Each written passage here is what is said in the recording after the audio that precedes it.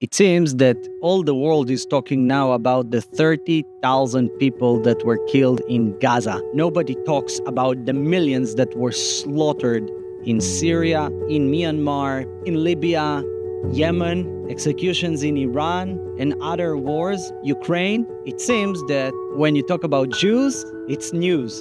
Everybody take their information from the Gaza Ministry of Health. But the Ministry of Health in Gaza is part of the Hamas government, which means that people who are listening to them are doing the exact same thing as listening to information coming from Al-Qaeda, Boko Haram, or ISIS, because those are also Islamic terror organizations like Hamas. Well, you know what? Let's use the numbers provided by Hamas.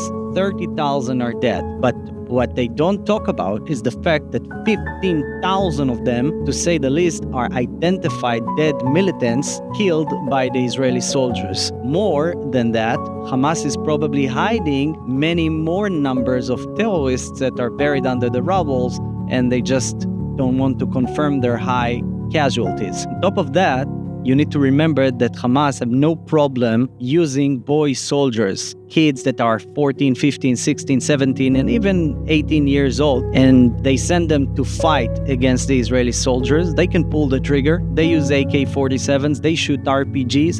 And when those kids are getting killed by the Israeli forces defending themselves, the Hamas is counting them as dead civilians. Also, each and every Hamas member since the beginning of the Israeli counteroffensive was ordered to dress only in civil clothes to camouflage themselves. Many of those are counted as dead civilians.